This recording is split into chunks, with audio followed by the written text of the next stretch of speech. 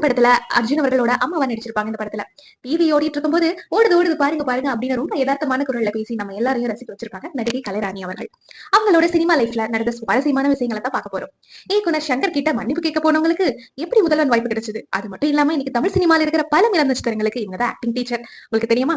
இவங்களோட அம்மா அப்பாவுக்கு சினிமா பின்னாடி எதுவும் இல்லைனாலும் கலை மேல ரொம்ப ஈர்ப்பு இருந்துச்சு. அதனாலேயே என்னவோ கலைவாணி, கலைவாணன், கலைராணி, கலைச்செல்வி, கலைச்செல்வன்னு அவங்களோட 5 பிள்ளைங்களுக்கும் கலைன்னு தொடங்குற பேரையே வச்சிருக்காங்க.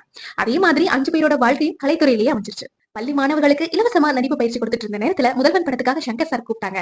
கிளாஸ் எடுக்கிற சூழல் இருந்ததால இந்த வாய்ப்பு மறந்துட்டு அவர்கிட்ட நேர்ல போய் சாரி சொல்லலான்னு போயிருக்காங்க. ஆனா தேவதை அப்படிங்கிற படத்துல இந்த நடிப்பு பார்த்து வியந்த சங்கர் சார் பக்கத்து வீட்டுக்காரங்க மாதிரி யதார்த்தமான பாடி லாங்குவேஜ்ல நீங்க தான் இந்த அம்மா கேரக்டர் பண்ணணும்னு சொல்லி நடிக்க வச்சுட்டாங்க. சோ குரல் பயிற்சி கத்துக்கிட்டதால ஒவ்வொரு கேரக்டரும் சொந்தமா வாய்ஸ் மாடுலேஷன் பண்றதுல இவங்களோட தனி ஸ்டைலே.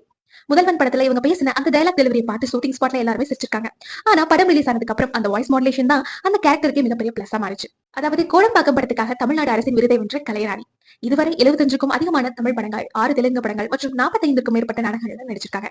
எனக்கு பர்சனலா ஆனந்தபுரத்தை விட இந்த கோடம்பாக்கமும் ரொம்பவே பிடிச்ச படம். இவங்க நடிப்புல சென்னை பெசன்ட் நகர்ல இருக்கிற ஸ்பேசஸ் பயிற்சி கூடத்துல கௌதம் கார்த்திக், துளசி, இறுதி சுற்று ரித்திகா சிங் வரை பலருக்கு ஆக்டிங் டீச்சரா இருந்து பயிற்சி கொடுத்திருக்காங்க. வில்லி, ரவுடி போன்ற சவாலான கேரக்டர்ல 100% அர்ப்பணிப்போடு நடிக்கணுங்கிறத ஆர்வத்தோட இயங்கிட்டு வராங்க கலைராணி அவர்கள். கலைராணி அவங்களோட கேரக்டர்ல உங்களுக்கு ரொம்ப பிடிச்ச படம் இது?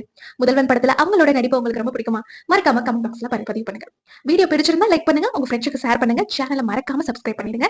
இது போன்ற இன்னும் தகவலுக்கு நீங்க சப்ஸ்கிரைப் பண்ணாதான் உங்களுக்கு நோட்டிபிகேஷன் வரும். தேங்க்யூ.